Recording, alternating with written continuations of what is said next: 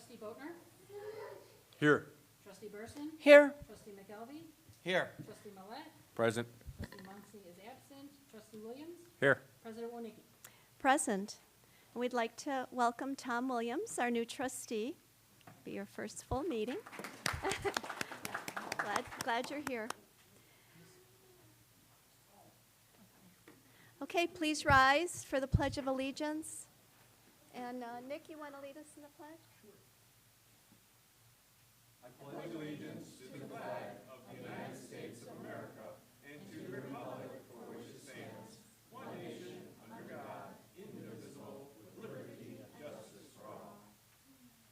All righty.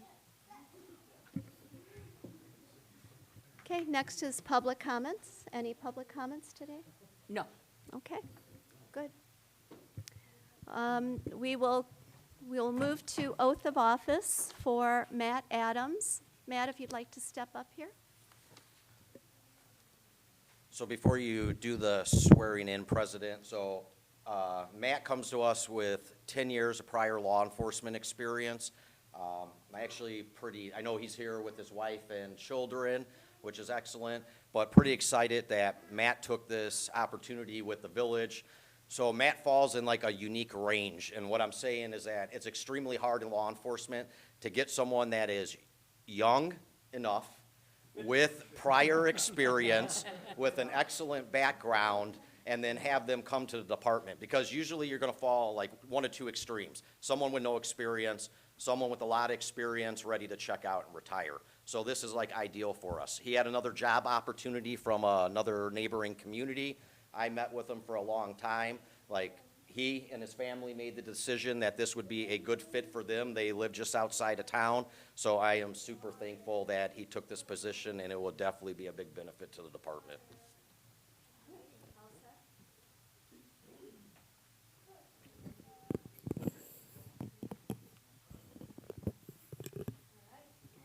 Please raise your right hand.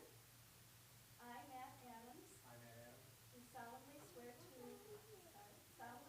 or affirm.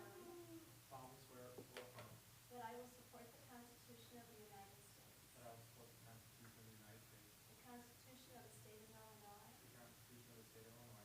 The ordinances of the Village of Campton Hills. That I will faithfully discharge the duties. Of the office of police officer for the Village of Campton Hills. According to the best of my ability. Congratulations and welcome.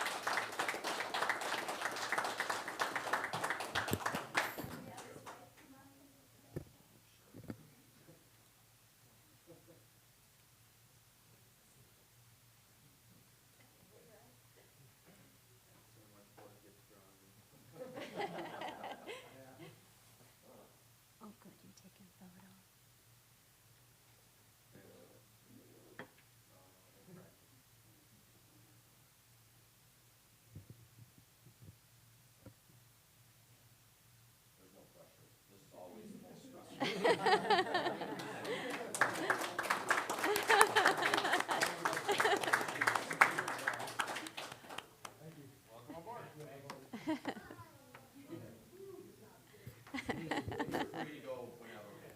Yeah.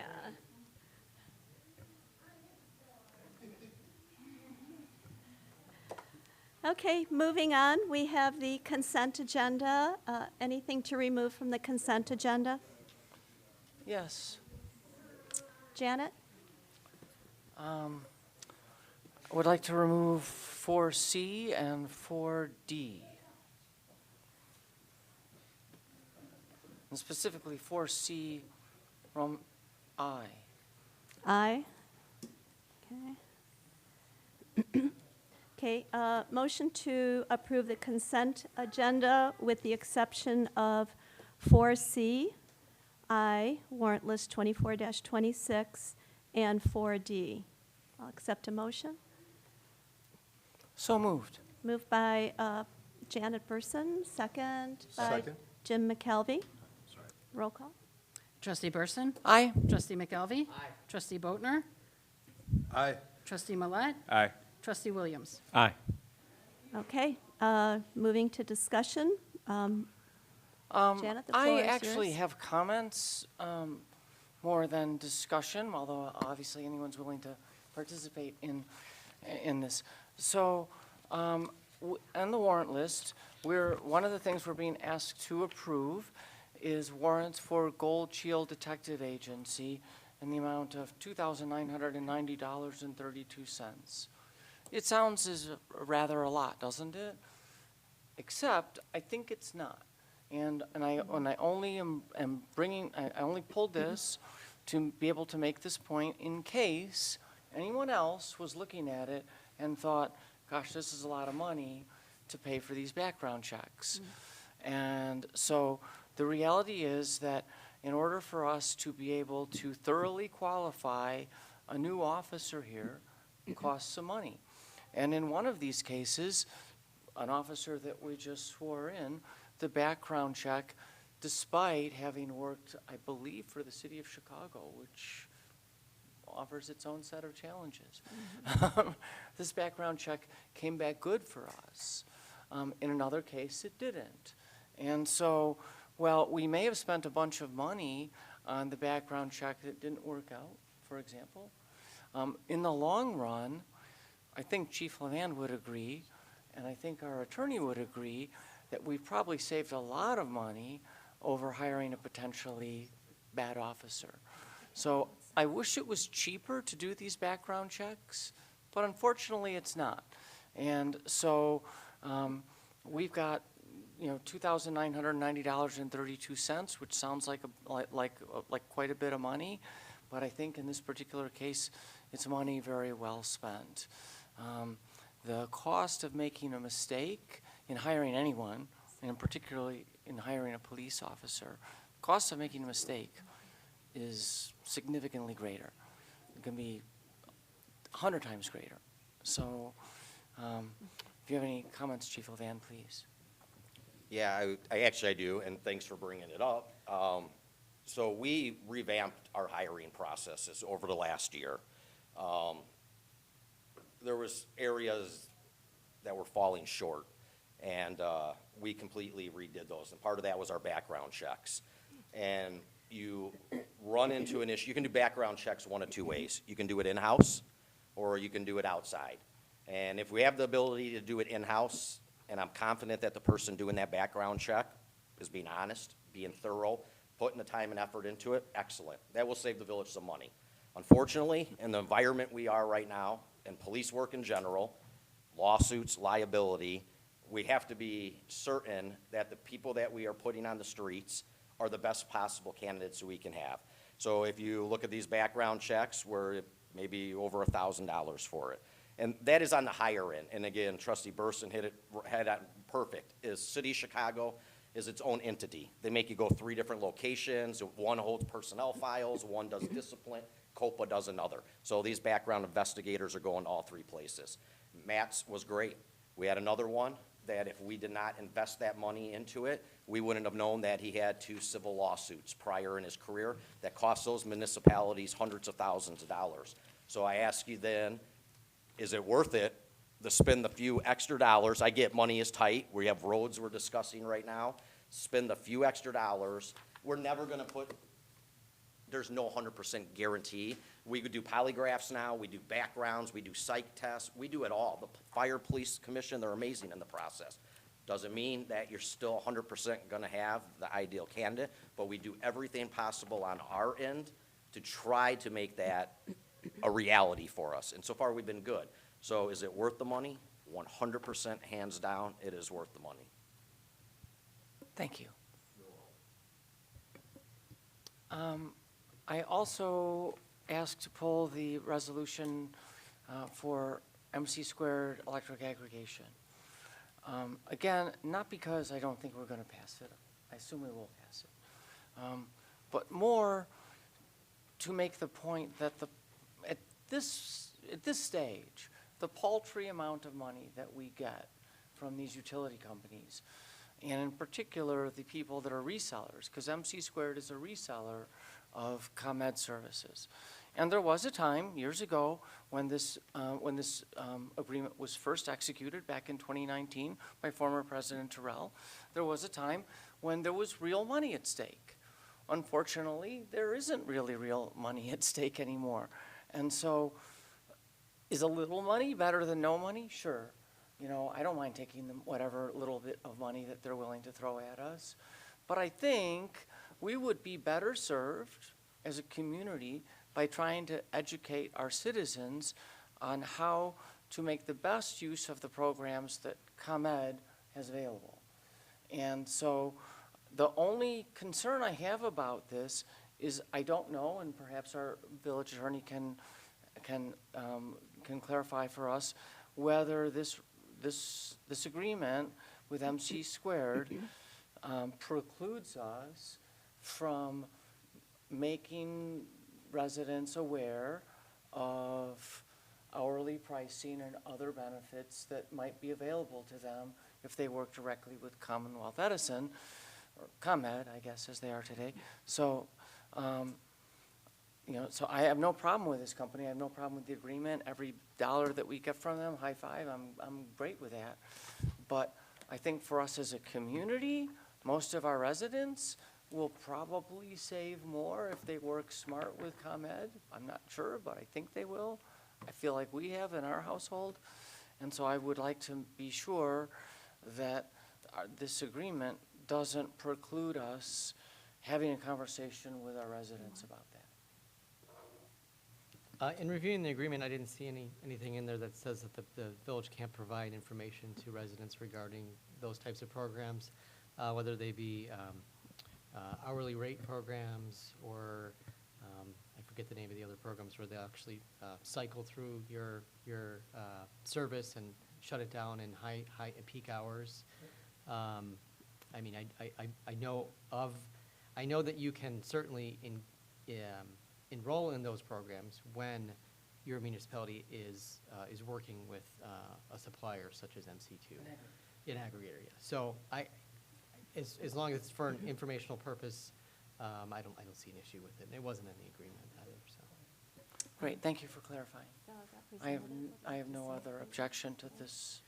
Would you like to come up to the podium? This is the representative from MC Squared. Oh, And he- fantastic. Kim will help you, yep. He'll maybe clarify a few things.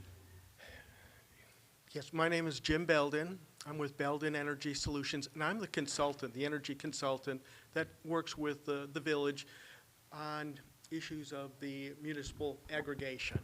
And to your point, the program does not preclude any resident from making any type of selection whatsoever. You know, whether it's with ComEd, whether it's with another, what's called a retail energy supplier.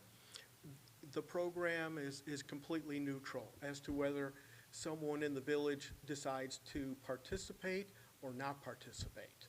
And certainly, the programs of looking at hourly energy pricing, whether it's through ComEd or even through MC Squared. MC Squared offers residential programs for variable rates. So I think it's a matter that says the village is better off by the civic contribution, obviously, and when we're talking about looking at doing these background checks for police officers, and the discussion is for $1,000. Well, this program can pay for 12 background inspections without affecting the village budget. So, yes, it's free money because there is no harm, no foul. You could enter the program at any time, exit the program at any time, and you're getting a competitive rate. The rate that ComEd offers, to give you an idea, is 6.8 cents per kilowatt hour for what's known as supply as well as the transmission services. And that's what the state calls the price to compare. And I looked online at the Illinois Commerce Commission website this afternoon just to get a query for what is available from other suppliers if a village resident, or even me, if I want to go on to third-party supply. And the range of prices were anywhere from about 7.8 cents up to 12 cents on an equivalent apples-to-apples basis for a fixed-price supply. So it says, that's why I've recommended to the village, and MC Squared is serving 60 other communities, including Kane County, on the same type of program. Why? Because third-party supply is not able to compete well against ComEd in probably about 95% of the municipal aggregation programs. So we've looked at fixed prices, and it doesn't make sense. It doesn't make sense for me to recommend to the village to enter into an agreement for a price that's higher than ComEd. I would not do that. And that's why I've always defaulted to the ComEd match, because it's always going to be fair to the village residents. Yeah, one question, please. Our personal experience has been that hourly pricing has saved us, as represented, by the way, by ComEd, about 15% off of what we would have paid on the fixed rate plan without doing anything. And if we did a handful of things, a small number of things, which were completely up to us, in order to align our usage with when prices were higher, then we were able to save significantly more. But we did always understand that one of there's a flip side to that, and you could have a situation where market prices, because when you are on hourly pricing, to be clear, if people didn't know, you're paying market prices without, wholesale prices more or less, without a markup, right? Plus the delivery fees. And so it could all of a sudden become literally 10 times, 20 times, 30 times more than what you're used to paying. That might be for only 10 minutes. It might be for a long time. Yeah. We've never seen it be for a long time, but it could be. We've heard stories about people in Texas a couple of years ago that got electric bills for thousands and thousands of dollars because they were on programs like this. But on average, people save with hourly pricing, I think. I know we have, and I think most people do. And if you're willing to do a little bit of work to try and align your usage with when prices are lower, I think you save even more. And I think it's probably more than what the savings from the aggregation program are. And of course, if you don't want to do anything, then the aggregation program saves you something, and it benefits the village. Yeah, I think you're right. The variable price could be good in times of high demand. It's not too good. And I think that it's a matter of trying to determine for a resident, do they want to have price certainty or not? And it's a matter of saying, if you want budget certainty or if you want the insurance of knowing, yes, I'm not going to be paying any higher than this, then that's a good, viable alternative. If someone has the interest in getting a lower rate, then variable pricing could work out really well. So yeah, I don't disagree. I think what we're agreeing on is that the village residents should become educated and should have the ability to make the choice. And I think that's what I feel is the diversity of choice that says, sure, you could go to third-party supply, you could go to variable rate, you could go to a solar. You could implement solar and a battery. I think it's a matter of what is it in the interest of the individual resident. And this is a program that allows really the benefit to the village with regard to the civic contribution. That's great, thank you. I think that really helps residents understand the choice better. Okay. Okay, any other discussion? No. Yeah, Go I'll ahead, make a Jim. motion to approve 4CI on Okay. 4D. Second. Yeah, okay. Moved by Jim McKelvey, second by Janet Burson, and roll call. Trustee McKelvey? Aye. Trustee Burson? Aye. Trustee Boatner? Aye. Trustee Millet? Aye. Trustee Williams? Aye.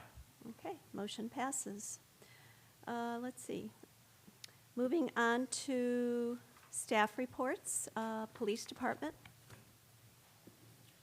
Thank you. Unfortunately, this is a little bit long one today, so I apologize. Okay.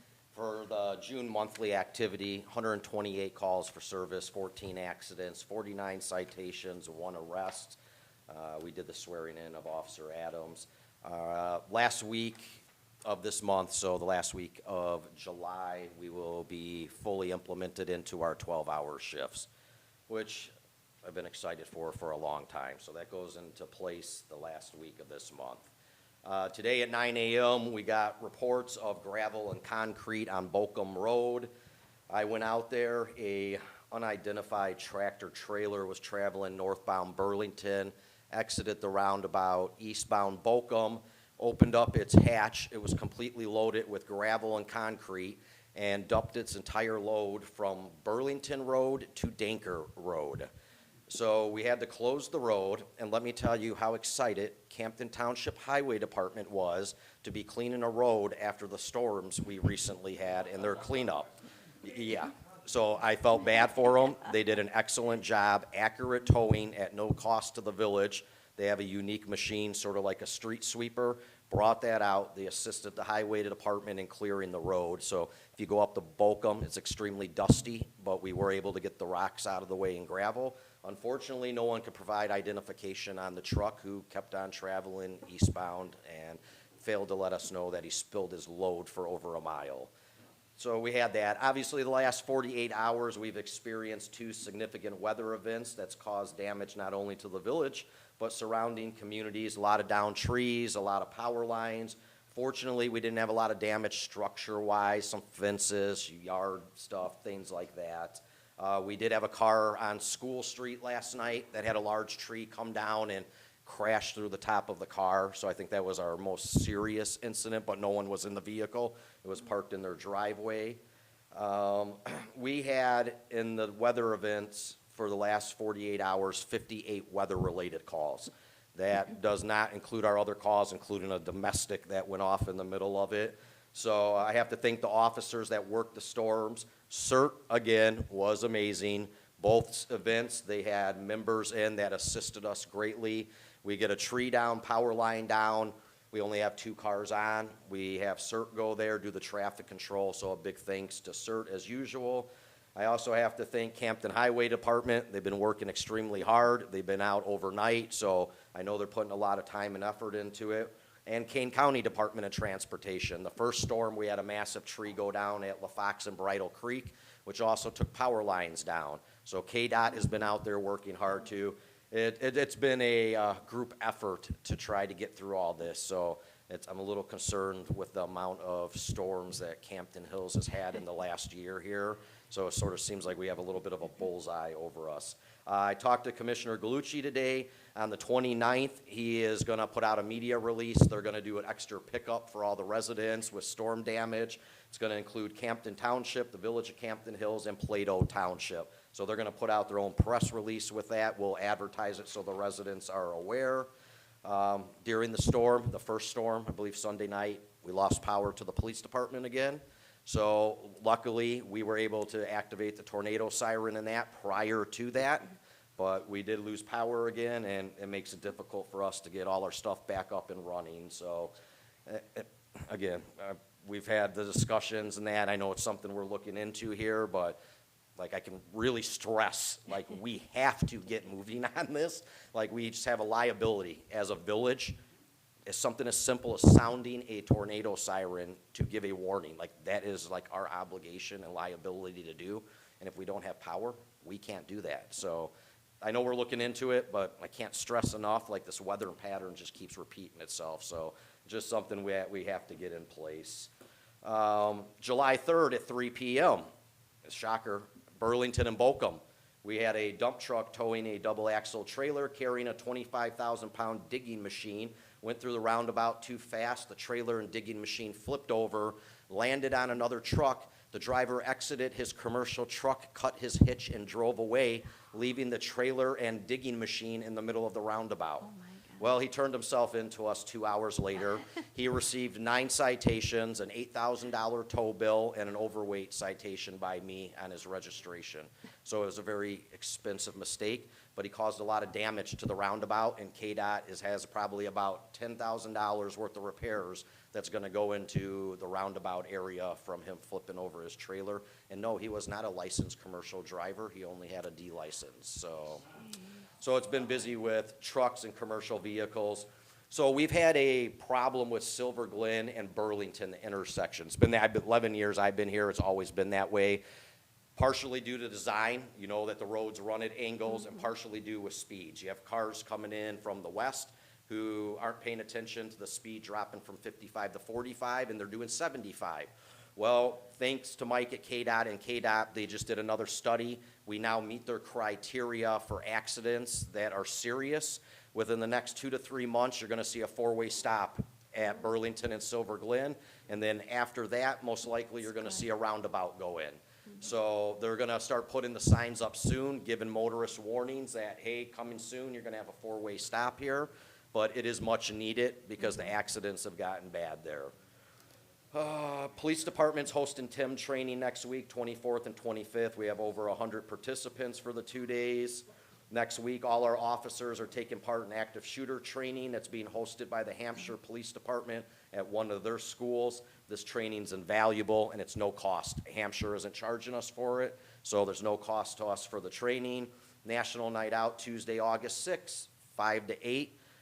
We have tables there for the police department and the village. I know last year I saw many trustees in that showed up. I would suggest or hope that if village president, trustees, administrator, someone would go and be at the village table there so they could greet residents, speak to residents, hand out some of our free stuff. We have over 35 vendors. We expect about 2,000 residents. CODA's doing his last canine demonstration, Superior Air Med. Fire department's doing something unique. Instead of vehicle extrication, we're doing a water rescue in the pond that's over there. So it should be good. Everything is free, hot dogs, the food, the ice cream. So it'd be great. And my final point, and then I'll let you guys continue. I want to say thank you to Clerk Johnson. Like, I don't think she does so much for me, including the website. I felt bad. I just revamped the police department website. We had new photos, a whole bunch of stuff, a chief's message on there. She did all that for me. I know she has another full-time job, but she does it. I know she dreads seeing my emails every time they come over, but she helps me greatly with it. So I at least want to say thank her for all her hard work because she does a lot for me in the police department. And I'm done. Thank you, Tracy. You're welcome. All right, thank you, Chief Levand. We'll move on to action items. Motion to approve. Oh, I'm sorry. Yeah, Finance Department, I know he's. Oh, I'm sorry, he's not here this evening, so, At least I got a yeah. couple comments on what he sent. us. okay, go ahead. Did you have something? Well, one at a time, we'll do McKelvey. I had a first. comment Before we or a move on, question though, actually for police, Chief Can Levant. I comment on police before we move on? Okay, go ahead. Likewise. Appreciate it. So I just wanted to make a couple comments about a meeting that I had with the chief over the last couple weeks, and some key takeaways that I had from that meeting. The first of which being that after meeting with you, Chief, I was reflecting on everything that we talked about, and ultimately, it really just, you're really setting the bar high. And what I mean by that is I'm going to go through a couple of things that we talked about, and I really feel like these items could be a model for the rest of the village. We have had lots of discussions about fees and user fees and funding for road work and budget constraints. And Chief, you know, you were sworn in a few months ago, officially, give or take. And since that time, the chief has put together a plan, you know, for these 12-hour shifts, going from 6 officers a day to 4 officers a day. He's got a whole model that just makes a ton of sense, and I'm really excited to see the results. But potentially, we're going to drastically cut our overtime line item on our budget for the police department. That wasn't something that we had to come up with. That was something that, you know, the chief came to us with this fantastic idea and is implementing it quickly. I think in August, that's going to be up and operational. We're going to get to see the fruits of that labor. Another really exciting thing that we talked about, and it's just kind of looking deeper and seeing what is out there and what's available to us. Again, a role model for the village, setting a great precedent. You know, roads are very important to us. They're precious. We need to take care of our roads, and we don't have an official truck enforcement program right now.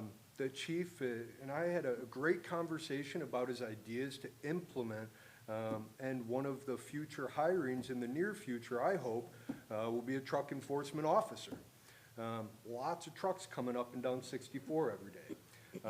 You know, while the reason for writing tickets is not to bring in revenue, nor is, you know, creating building permits is not to generate revenue. But the fact is, if we're going to be out there enforcing the law, it's really positive to have truck enforcement out there. There was one other thing that I wanted to mention. Just overall, I really think that the village right now needs to, all of us need to look at what the chief is doing and some of these moves in the police department, and we need to think about what we can implement in other areas of the village so that we can create efficiencies, whether they're microscopic and they all add up. We really need to look deeper internally when these conversations come up about funding. And how are we going to pay for different things? I mean, there are constant opportunities. I mean, I lay in bed at night thinking of ideas and things that we could do here, but they take effort. You know, somebody has to implement these things. You know, the building department, you know, there's a prime area where we can create lots of efficiencies. I know, you know, that'll be another topic, but I've certainly presented lots of ideas, and I think that we need to revisit and see where we can cut, potentially even setting goals for the next 3 years to the finance committee of creating an additional 5% in the budget for the next 3 years, and let's come up with it. I mean, the chief can do it, the police department can do it, everybody else can do it. So that's it. Thank you, Chief. Go ahead, I just have Janet, 2 and then- questions of Chief Levan, please. Relative to the incident on Bolcom, and keeping in mind conversations we've had previously that you brought to the board about flock cameras, would the presence of flock cameras outside of the small radius where you've initially wisely deployed them, would it help us if there was a flock camera somewhere along this route? First question. And it's funny you just say that because I missed that. One of the things I was going to tell you guys, our flock camera on 62 or 64 went active 2 weeks ago. So it is active, and I forgot that it was on my list, but I sort of skipped over it, not intentionally. But yes, flock cameras are great. Again, like I have to stress what the importance of flock cameras are. This does not tell us who is inside a vehicle. It's not taking pictures of someone inside a vehicle. The detail, though, is amazing. Like you can go and say, here, I'm going to use a case that we have right now without using the details. We have a case we've been investigating, serious in nature. It happened in this area here. Cameras have played a major role for us in being able to identify a car at 1 o'clock in the morning that took part in this, and this is still an ongoing investigation. But Flock only a cameras are car amazing. that was subject of an investigation. Correct. This is not Big Brother watching you. Right. Like it doesn't, so what happens is like right now I can go into my phone, I have it on an app. I can go in and say, I'm looking for a blue BMW between these hours from these cameras. And it'll come back and say, here you go, here's the list of your blue BMWs. That helps us in investigation. Missing person, we know that they're traveling in this car. It's hitting off the Flock network, telling each town, here comes that car that's got the missing Sure. or endangered person. Sure. So it's a huge benefit to be able to have additional cameras for Flock. So there's a one-time cost, there's an ongoing cost, but there's also a cost to an incident such as the one that you just attended to, and you have no one to charge with it, right? And so can you help us understand the relative costs of the department responding to an incident like this, the village, the township, everybody, versus what the cost of the camera along that route might have been if it could have helped us understand who was the driver? We have to, a rough, say Flock, let's say you're paying them $4,500 for the camera, the installation, the software, everything that goes with it. That's your initial, cost. And then yearly, you're gonna pay them a fee. It makes a big difference. What saves you a lot of money. Our first one went on Route 64, state route. State charges you more money. If we would install a camera, of course they do. If you install a Flock camera on a village-owned street, there is no cost from Flock for the installation. You install it on a county road, minimal cost. It's when you go to a state route, the state hits you with all the extra fees that adds up for it. So if you're saying that you're gonna spend Bolcom is $45. neither, right? What's that? Bolcom is neither a state or a county. County. Is it county? It's a county road. So if you say like, we're gonna.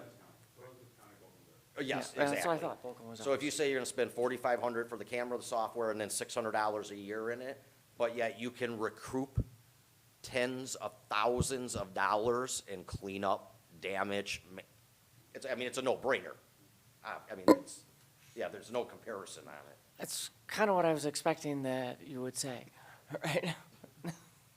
The other question that I had was relative to the generator. Do you have an opinion, because I know that we've been doing a pretty deep dive, internally on the cost of generators and partial village hall coverage and full village hall coverage and all of that. Do you have an opinion on whether we should be covering just the couple of rooms in the back of Village Hall for the police department, or whether we need to be covering full Village Hall? Do you have an opinion about, in a disaster situation like we seemingly narrowly avoided over the last couple of days despite the cleanup and everything? Like, how would this work if you actually had to use this as a disaster response center and you had people coming here, people streaming here? How would that work in terms of having power or not? If I could give the biggest suggestion on it is that, here, I'm gonna give you a perfect example. This one comes out from OEM after a large event.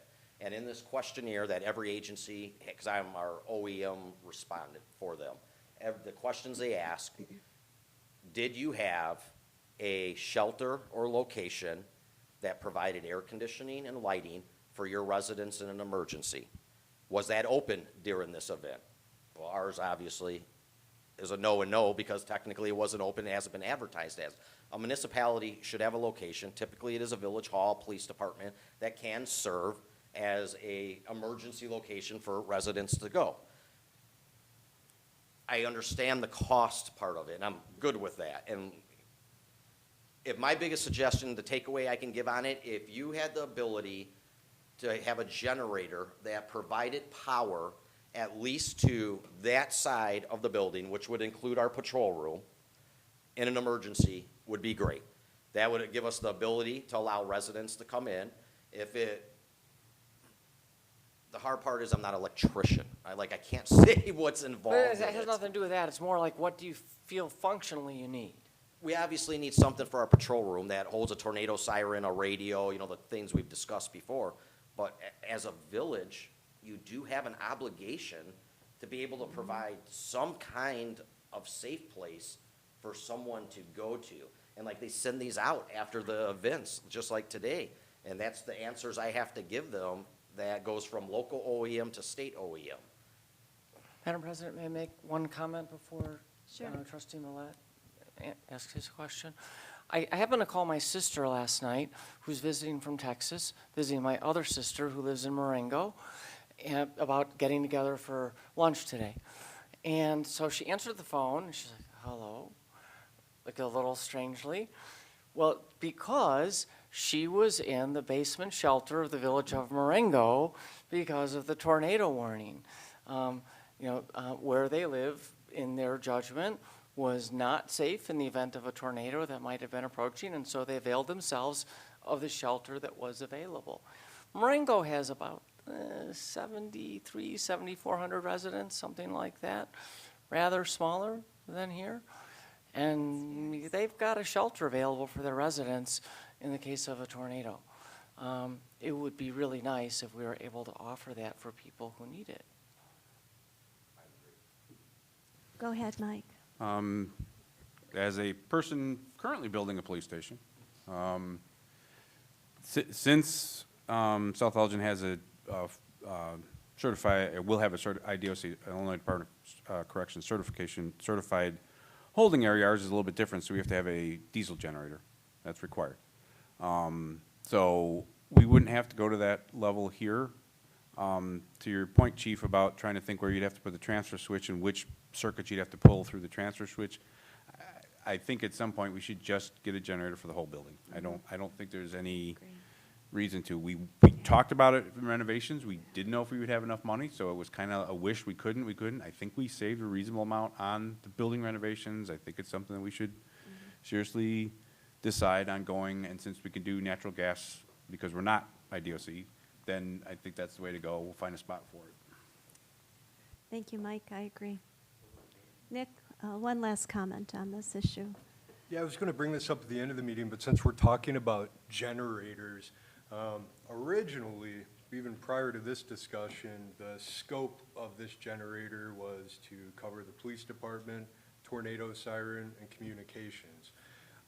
So when I got the quotes that we had received, I mean, clearly, there's 4 transfer switches and a bunch of technical stuff on there that is way above and beyond. And that's why we went and got the second round of quotes, which came in basically the same.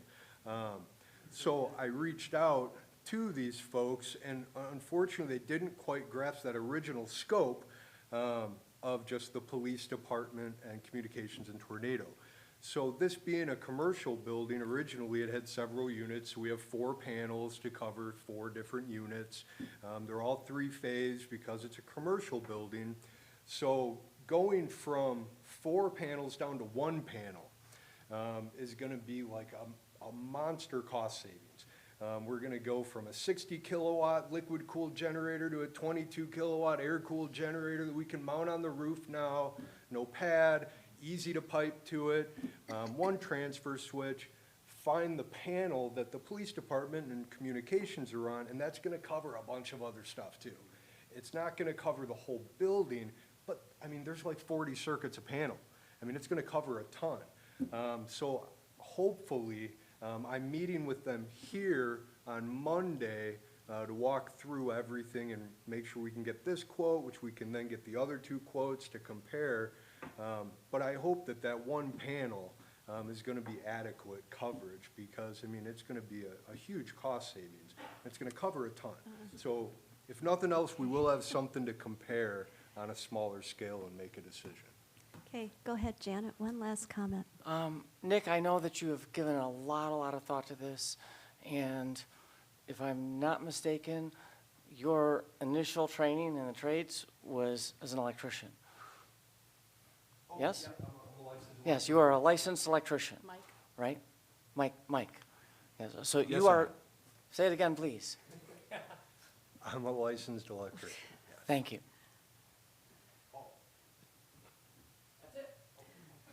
All right. Any other discussion on generators, police department, whatever? Okay, we'll go to finance department and Jim. I know you've been waiting. Obviously, our treasurer's not here, but just a comment, because he did provide this with us in an email, I think yesterday. If you recall, I've asked a couple times about the funds and kind of how much we have in the funds. And what he sent us last time at the last meeting, you may recall, I asked about the First American Bank, how much was in it. I think I asked for kind of 3 specific dates, the end of the year, end of March, I thought, maybe the end of May, something like that. But anyways, this kind of gives us a snapshot of where we are. And when you look at that number in the money market, at First American Bank of 608,000, that's crazy. Because that should be up in the Illinois funds, general funds, earning 5%, 5.3%, 6%. And I guess what I challenge is, the warrants come out, every 2 weeks generally, I guess kind of once a month now. What the other treasurer I used to ask those questions, the treasurer would, get the warrants. On a Thursday, they could move whatever money they think they're gonna need to cover the bills, in essence, from the general to the money to the operating fund, and you save all that money because you're earning more money. It's just crazy. We have $896,000 basically earning the least that we can. So I challenge us, to your point, there should be, quite honestly, I don't know, what were our warrants this time, 175,000? I don't know what they were, but you can transfer that on a Thursday. By the time our Tuesday meetings comes, the money's there. We all approve the warrants, cut the check, we're good to go. So I'm just challenging us. I think we can do better in terms of letting our money grow for us. So that's the only comment I have. Agreed. Go ahead, Tom. Sure. I'll make my first official comment. No, I think that's great. I think we have to take advantage of rates while they're high, because there's no guarantee they're staying here. Actually, the Fed is actually talking about lowering rates, which we don't know. So I think that's real important that you want to have that. With our business that I was in previous, we did that all the time. We were constantly transferring money back and forth as much as we can, because it's just, I know it's a pain, but I mean, every $100 is $100. So I look at it as a good idea. The other point I was going to ask was, and I don't know if I can get this related to finances, is there a way I can get cash balances for Campton Hills going back to the beginning? Like what they were from the beginning? Is there a way of getting that from finance? You'd All have the to way look at back the to balance 2007? sheets Could I go going back, is there somewhere to get that online, You or? can get balance sheets going back to at least 2011 online, and I Okay, think well, Tracy 11 can will help work. you get That'd be great, prior to Tracy, if you that. could. I just wanted to kind of take a look at that if I could. Thank you. Okay, Yeah. thank you, Tom. Barb, if I can have just one Sure, quick go ahead, follow-up. Yeah, Jim. because I remember talking to the past treasurer, and when Illinois funds, I guess, are pretty easy. You make the call, like by, I think it's, I don't know if it's 10 in the morning, and literally by the end of that day, the money's there. So there's no reason for us to have any money, quite honestly, in a money market at First American Bank. We should close that account, and we should be transferring money to in essence, the checking. Okay, we ready to move on? One last comment, Janet? I just wanted to, it's not really my comment, it's Mike Millet's comment that he made to me. And it's an informed comment, and I think that everyone needs to hear it relative to Trustee McKelvey's suggestion, which is that it only takes a day or two to move money. So it's not as if it's an epic, feat. And I know that for us to move significant amounts of money, it takes multiple people, and there's fobs and codes and all that, which there should be, right? But it's not, it's not that big of a deal. So, if it makes, if we can make more money with our cash sitting, in Illinois funds and pull it out as needed, literally, because we know when we're going to approve warrants, we know what the amount of the warrants are. So we're going to approve 200,000 or 300,000, or maybe it's roads, maybe it's 800,000, or whatever it is. Then we can pull out the money that we need. But in the meantime, I think Trustee McKelvey is completely right that it should sit. The vast majority of the money should sit where it is making the most interest. And if we have any challenges moving money from one fund to another, then we should address that. But it should be pretty trivial to move it, a matter of 1 or 2 business days, correct? Well, it used to be. Okay, are we ready to move on? And thank you, Jim, for your comments, and Janet. All right, we'll move on to action items. Motion to approve ordinance 24-13, an ordinance amending Chapter 1 of the Title 4 of the Village Code of Campton Hills Kane County, Illinois, establishing the number of available liquor licenses. I need a motion to remove from the table, first of all. So moved. Moved by Burson, second by Second. Millet. Just a voice vote on removing it from the table. Everybody in favor, say aye. Aye. Aye. Okay. And now I need a motion to approve action item 6A. So moved. Okay, moved by Janet Burson, second. Second? Nick? Second. Second by Nick. Discussion? I just want to clarify, I believe that this was removed initially because of some confusion over the category of the license? Was that I correct? imagine so. It was Yeah. a trustee's vote, yeah. Okay. So I'm, This just gives them a full liquor license. Yes, and correct. That's it. yeah, okay. Mhm. Great, thank you. Okay, We're- Mike? I mean, the thing that was answered is the little shooter bottles was the question. And non-home rule, we can't eliminate them from a Exactly. package. And we had a conversation Yeah. about it, Right. whether we could or we couldn't. And that was confirmed, that we cannot. Right. Right, we reviewed it, we cannot. Yeah. Go ahead, Tom.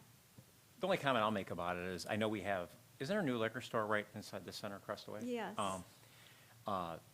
And I'm not saying it's that big of a deal, other than the fact that he has a liquor license, they get a liquor license. Are we creating a competition for the guy that is not fair? I mean, Circle K versus him, he's kind of in a back parking lot. I'm just concerned that the guy that's over there is maybe gonna be kind of like, I don't want another place to go out of business over there. I mean, I know it might not happen, it might be great, and I hope it is for the guy. Just from a business owning standpoint, I really don't like to put a guy in a bad Well, position. the but- Circle K has been there for quite a while. Yeah. And they didn't apply for a full liquor license because they didn't really have the room. But I had talked with the manager just this past week, and she said they're ready to, rearrange the store up by the registers, and that they really would like to get it's a full liquor license. And so I don't think we should really hold it back. Janet? So my personal opinion is that the shooter bottles that Circle K is going to be selling are not in anyone's best interest, and most particularly, they're not in the best interest of the people buying them, because you could not imagine a more expensive way to purchase liquor. But that's, it's America. It's your right to do that. And I share Trustee Williams' concern about the liquor store that we have just recently approved a license for. However, I think, were I the person running that store, I would understand that these are different markets. So the person running in to grab the shooter bottle, whether you agree with it or not, and of course, I think one of the problems Chief Levan might agree with the shooter bottles is that it's really easy to consume them as you're driving and throw them out the window. But again, we don't know for sure what people are or are not doing. So we wish they weren't doing that. But anyway, as it relates to the liquor store, if I were running that liquor store, I would be trying to position myself above that, right? And I would be trying to sell to all the people around here who think that they have refined palates and are willing to spend more money, than average for booze, and aren't looking for, for shooter bottles. So I think that guy is going to either win or lose on his own merits. I hope he wins, because to your point, it's not good for the village for anyone to fail. And so we would like him to succeed.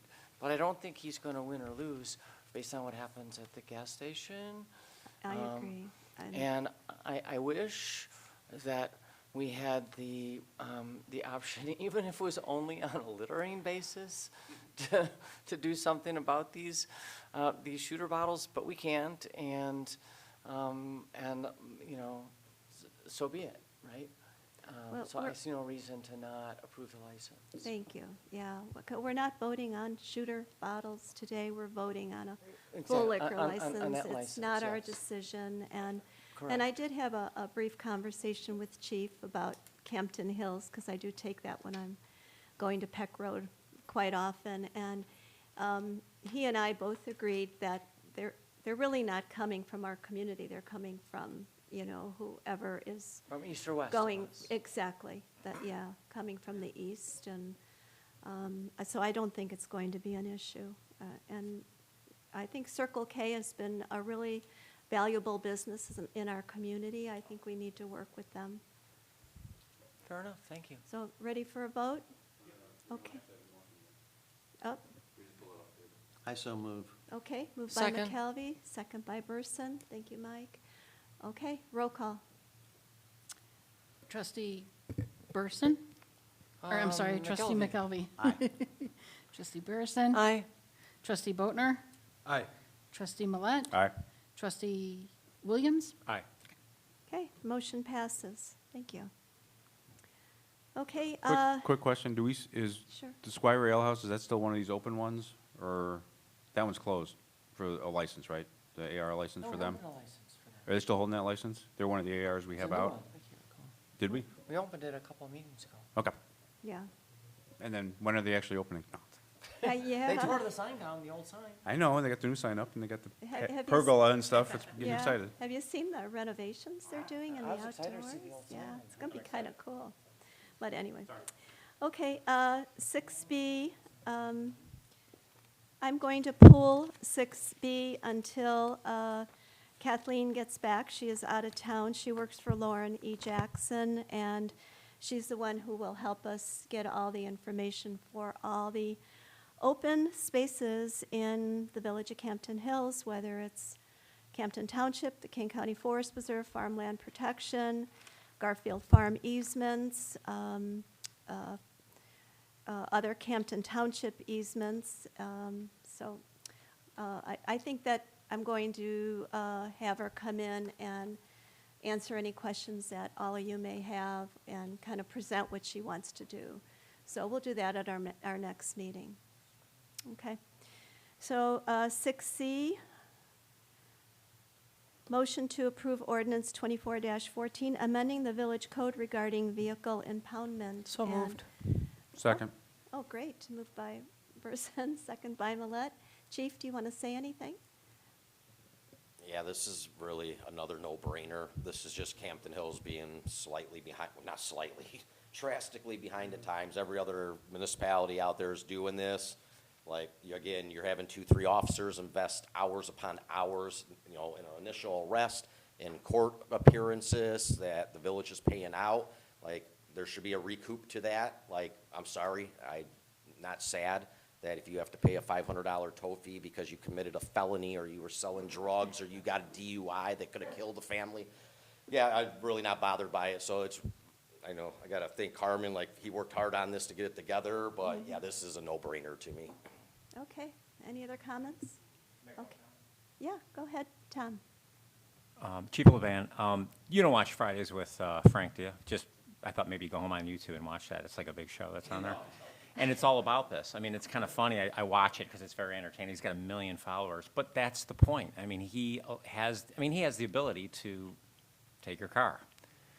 And I think that's super important. And I can't believe you guys didn't have it before. I mean, this whole time you've been acting without it. It's shocking. I think he can't believe it either.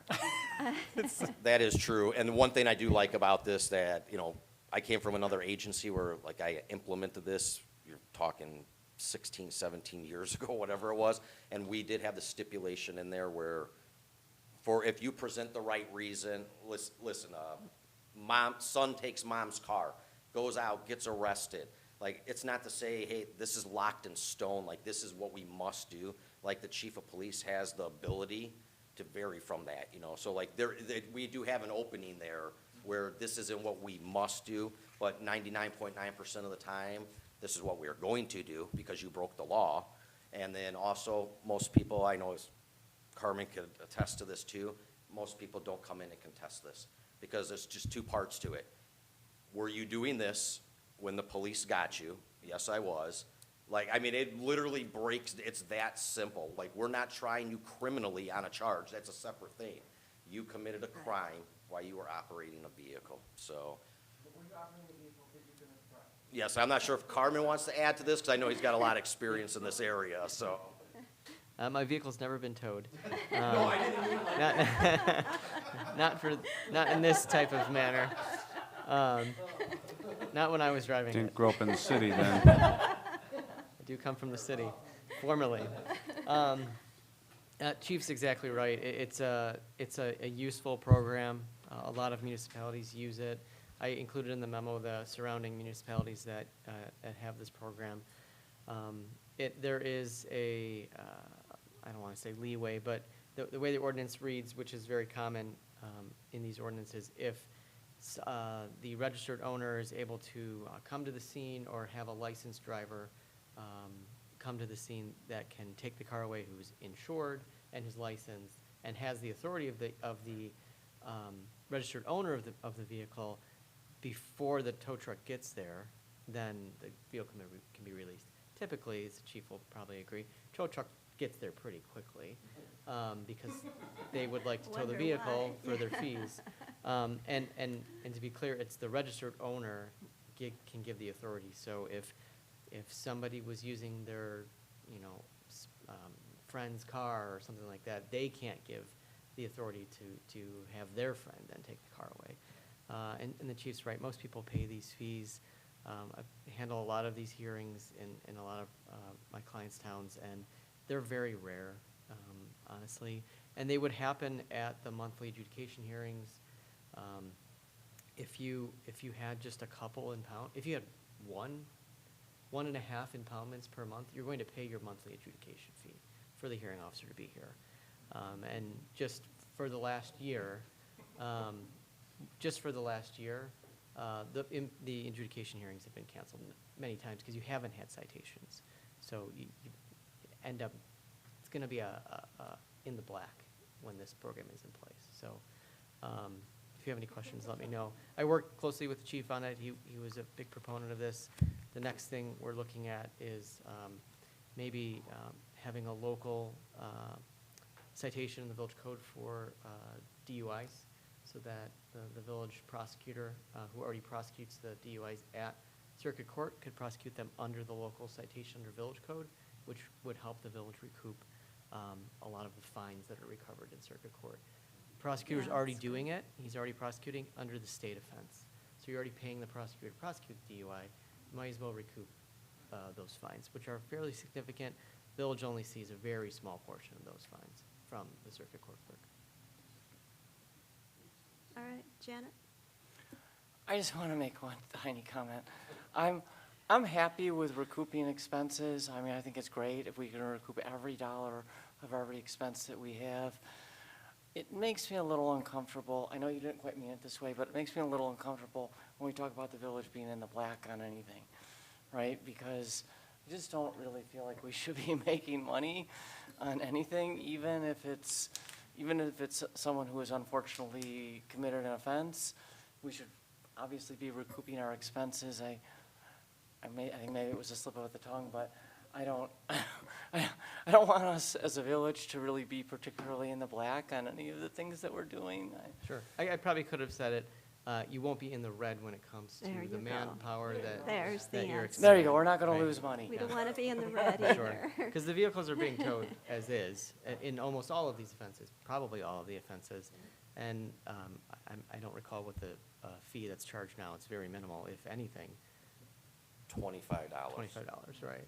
So you have an officer that oftentimes is a secondary officer who's sitting and waiting for the tow truck to arrive. You're paying for him or her to be sitting there waiting for the tow truck to arrive. And all the paperwork, all the time that goes into an impoundment already is immense. So this will help recoup some of those costs. Go ahead, Tom. Thank you, Madam President. Sure. Yeah, I'll just say this. I mean, I'm new to this village thing. It seems like a lot of reds, not a lot of blacks coming into the whole numbers game. I mean, I feel like everything is always, like you're saying, it's like, I don't see a lot of profit going on. We discuss a lot of red ink, and Thank you. so I think a thing that would actually balance would be, I'd love to hear some more of those. It'd be a positive, I'm sorry. And you're not. And it's either also the- doing something really good. I mean, it's given Yeah. you way more power. So I just feel like that helps. And it makes, I don't want anybody in any accident getting hit from somebody. I just want you guys to have the ability to take somebody off the road if they're out of control, And I think that's huge. here, I tell people this all the time. You're not issued a ticket as a punishment. You're issued a ticket or a citation as a deterrent. Like listen, you're not gonna like paying your citation because you were doing 30 miles an hour over the limit. But let me be quite honest, that's not my problem. Like, you were doing 30 miles an hour over the limit. Your actions could have seriously hurt or killed someone. So if by me writing you a $300 ticket, which the village gets very minimal of that goes to state and county, will deter you or make you stop and think the next time, that is the ultimate goal of it. Like, we have way too many accidents going on in this village right now. Our accidents are actually increasing. I just did a 5-year analysis of our accidents. And from the end of 2023 into now, we are extremely high. So I say that happened after COVID. Like, I thought once COVID broke, people got back on the roads. Once you got used to it, I blamed it on that. People were all bottled up. They got out there. They were acting. We're way beyond, like, the COVID stage we were in, and it's not stopping people. Like, there's people out there doing 40 and 50 miles an hour over on our roads, which are rural roads. Like, it has to be addressed and dealt with, and if you are gonna be concerned in the back of your head, Hampton Hills Police are gonna stop me, they're gonna give me a ticket, they're gonna impound my car, and I gotta pay $500 for it, maybe that'll stop you. If not, you're gonna have to pay it. By the way, that's State of Illinois Safety Act, too. That's, Just one last comment, too. Sure. I didn't mention it in the memo, but we don't anticipate that there'll be the village attorney or anyone from our office at any of these hearings if they're contested. I did give the hearing officer a heads up that the earliest he or his partner might see a hearing would be August, maybe even the September hearings. And that's an additional savings, too. I mean, some towns do have a prosecutor there, but you don't have one here at your hearings, and I really don't see a need for one at the administrative adjudication level for these. The hearing officer is very experienced in handling these. Can we call the question? yes, thank you. Roll call. Janet Burson, or trustee Burson? Apologies. Aye. Aye. Trustee Millet? Aye. Trustee Boatner? Aye. Trustee McElvey? Trustee Williams? Aye. Okay, motion passes, thank you. Okay, we're on to 6D. Motion to approve Resolution 2417 to enter into a leasing agreement with GovTemps for finance consultant. And I just want to make it clear that it'll be very few hours, and it's really to finish the paperwork for the ARPA funds, the American Rescue Plan. So it's a very temporary position, and, I will move to approve this, but I would like to make a comment okay. when we get to that point. Do I have a second? Second. Second by Tom? Okay, go ahead, Janet. I understand that it's a special project. I understand that it is difficult to it's difficult to staff anything these days, honestly. If you haven't actually tried to go out and hire people to do something, it is really hard to hire people. And it's particularly hard to hire people for special projects like this. That said, we have to be mindful when we approve things like this, agreements like this. This is $120 an hour, right? And, at the last meeting, we were talking to people about revenue sources that we were looking at. So it's pretty challenging to go to our constituents and say, we need more revenue, yet we're willing to spend $120 an hour to hire someone. I get that it's a special project, I really do, but for, the better part of a year now, we have made a practice of hiring people through GovTemps, and it's a really expensive way to staff the village. And so I don't know in this particular case whether we had a better option. I don't know that we looked. And when it comes to other, people that we have staffed through GovTemps, I don't know if we had better options. I don't know that we've looked. It's very expensive. And so I think that before we next ask the village to back us in passing revenue sources, we need to be really clear with people that we're not wasting their money on other things. And so this particular exercise of a special project to close out the ARPA fund is probably something that we need to do. It's probably on balance money well spent. But I think that the overall dependence on GovTemps for staffing is costing the village a lot. And I think it's something that we should ask our administrator to look more closely at in the future, because I think we have other options. Mike, go ahead. Not to that point one way or the other, just on the second whereas, there's a typo, because after the placement, if it still says acting building and zoning officer. So we should make that reflect what we're Tracy, I talking about. catch it. Thank you. Okay, so. Yeah. Any other comments? It's very, very important we finish this report and get it back to the state of Illinois. So, anyway, roll call. Trustee Burson? Aye. Trustee Williams?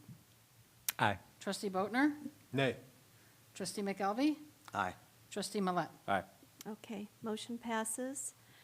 All right, 6E, motion to approve payout request number 1 to Geneva Construction for the 2024 Nancy Lane Gary Court resurfacing project. I'll entertain a motion for that. So moved. Moved by Mike. Second. Second by Janet, and Scott's here. If anybody has any questions, Scott Marquardt? No? Okay. Any discussion? All right, roll call. Trustee Millet? Aye. Trustee Burson? Aye. Trustee Boatner? Aye. Trustee McElvey? Aye. Trustee Williams? Aye. Okay, motion passes. And 6F, motion to approve payout request number 1 to Geneva Construction for the 2024 Campton Hills resurfacing project. I so move. Okay, moved by Mike, Second. second by Jim. Any discussion? Okay, hearing none. Roll call. Trustee Millet? Aye. Trustee McElvey? Aye. Trustee Boatner? Aye. Trustee Burson? Aye. Trustee Williams? Aye. Okay, motion passes. 7, discussion items. Anything there? Janet? I am, I feel a bit moved to talk about signs. The village has had pretty restrictive signage ordinances for basically forever. We have had some battles with some valued vendors, retailers in the village over signs. We have a new business that is going to move in, we believe, into the place where the lodge was. The old lodge signs are down and new signs are probably going to go in. I don't know what kind of signs they're planning to have. I don't know if those signs are within the bounds of our signage regulations or not. What I do think is that we should be having a conversation in the future about what those signage regulations are, because I think they're a little bit restrictive. I would like to make sure that when we're trying to do whatever little things that we can to help businesses succeed, that one of them is that we allow people to have a reasonable darn sign.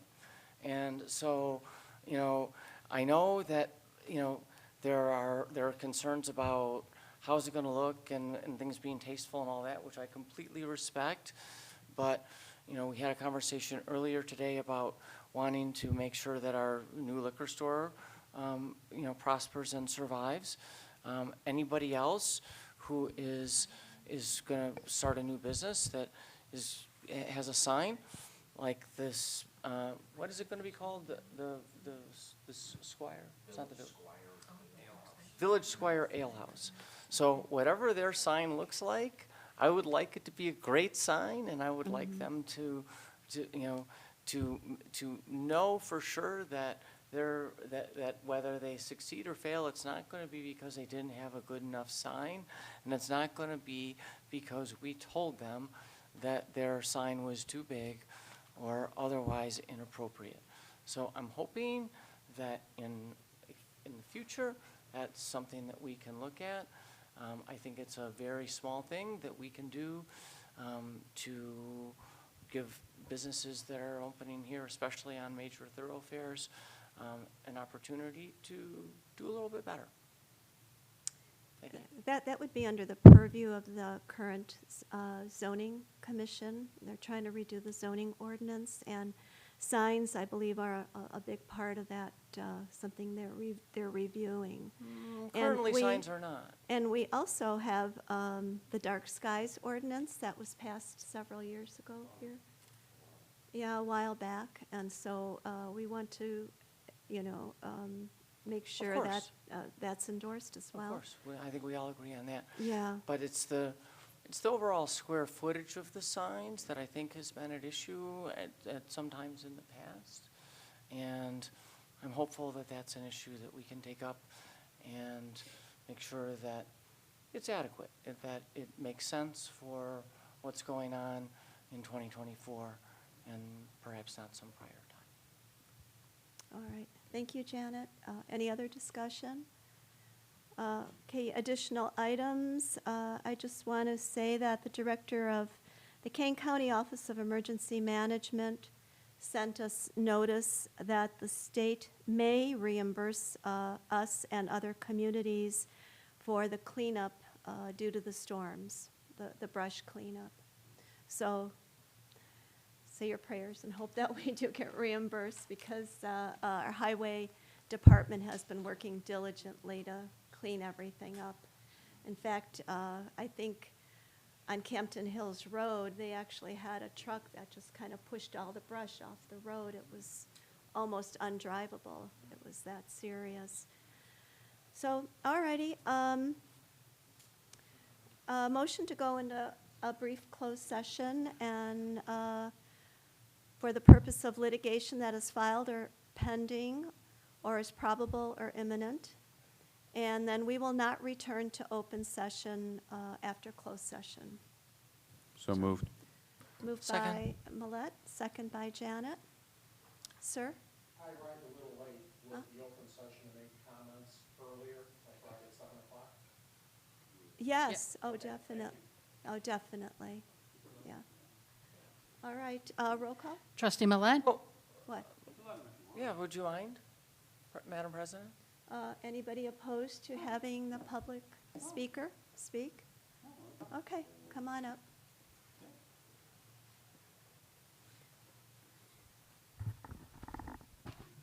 You received my email. I'm Bill Stone. I sent you an Oh, email yes, uh-huh. regarding the taxes that are going on and how the tax documents Yes. are being presented to village residents, that there's a lot of them that are still St. Charles, Illinois, instead of Campton Hills. Don't know where that's at, but you said you respected the gentleman that was there, and you know he's hardworking and whatever. But this has been going on for now 3.5 years. How long is it gonna take to get all of our tax documents sent to Campton Hills, Illinois, for the village residents? How long? Yeah, oh, well, I can't answer that, Bill, because I don't do the taxes for Kane County or for the village of Campton Hills or Campton Township, actually.